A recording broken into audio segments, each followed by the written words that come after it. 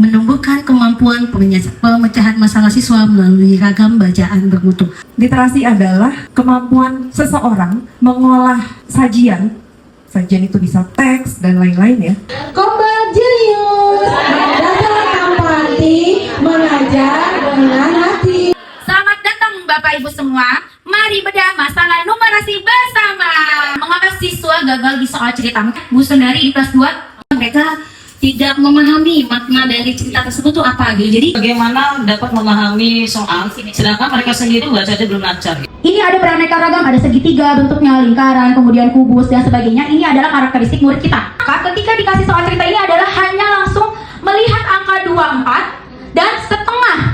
Kemudian habis itu mereka mengabaikan konteks ceritanya. Padahal seharusnya kita ngapain? Memang benar kita menjabarkan dulu, mendemonstrasikan dulu. Pas lagi jalan kesandung batu nih, pecah, ya kan? Berarti kira-kira bertambah apa berkurang? Berkurang Bu. Oke, berarti 24 dikurang 6. Kamus guru versus kamus siswa. Kamus guru kata dalam soal itu selisih. Yang dipahami siswa itu bingung harus ditambah atau dikurang. Ketika belajar matematika dari mulai sekarang nih Bapak Ibu ditulis, diketahui ya, berarti mengajarkan membaca, berpikir dan bernalas secara bersamaan tadi runtut. Jadi runtut gitu Bu. literasi bukan soal siapa yang punya teknologi paling canggih, tapi tentang siapa yang punya rasa ingin tahu paling besar. Nah, hari ini mari kita bedah mengapa rasa ingin tahu itu mulai hilang nih dari kita semua. Bacaan bermutu untuk peningkatan kualitas pembelajaran. Membaca adalah aktivitas yang menyenangkan. Nah, ini guru juga harus menghidupkan buku nih. Bisa dari digital, bisa dari buku teks langsung ya, fisik gitu kan.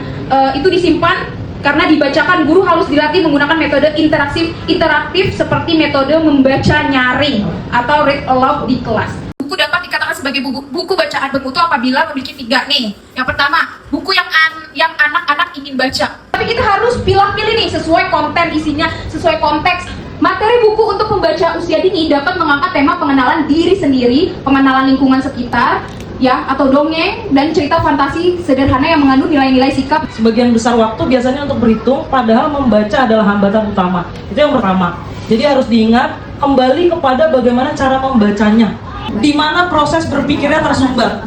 Nah, ini kita harus menganalisis kesalahannya. Apakah dia salah baca, ataukah dia salah memahami, atau dia salah hitung. Nah, itu butuh perhatian dan pengamatan dari kita. Bapak Ibu, kita akan praktek yang tidak ada angka, satu yang ada angka. Hai.